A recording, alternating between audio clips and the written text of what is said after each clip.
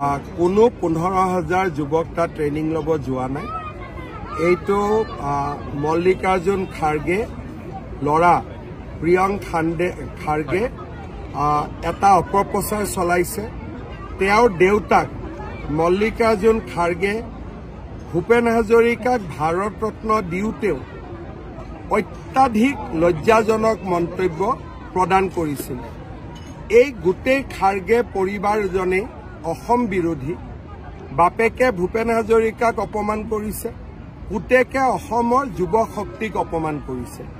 মই ভাবো যে কংগ্ৰেছ দলে ইয়াৰ বিপক্ষে মাত মাতিব লাগে আৰু কংগ্ৰেছ দলে তেওঁক বুজাব লাগে অসমৰ সংস্কৃতি কি, অসমৰ যুৱ শক্তিৰ ক্ষমতা কিমান, তাৰ বিষয়ে নিশ্চয় তেওঁক বুজোৱাৰ দায়িত্ব, তেওঁক সকলো ইতিহাস বুজোৱাৰ দায়িত্ব কংগ্ৰেছ দলে ল'ব লাগে। আৰু প্ৰিয়ংক খাৰ্গেৰ ওপৰত মোৰ মন্তব্য যোৱাকালি মই দিছোঁ। বৰ্তমান অসমত শদিয়াৰ পৰা ধুবুৰীলৈ পইচা উঠোৱা পাৰ্টি বীৰ লাচিত সেনাই আছে।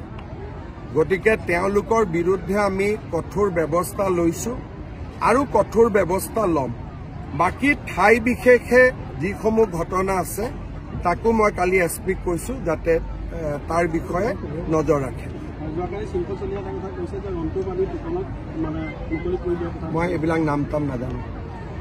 মই এটাই জানো যে এই সংগঠনটোৱে শদিয়াৰ পৰা ধুবুৰীলৈ চান্দা উঠাই এটা ব্যাপক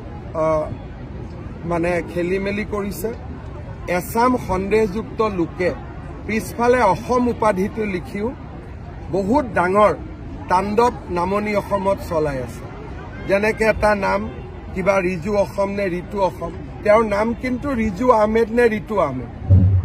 অসম নামটো লগাই এতিয়া গোটেই মানুহক বিপথে পৰিচালিত কৰাৰ কামতো তেওঁলোক লাগি পৰিছে, বিশেষকৈ নামনি অসমত।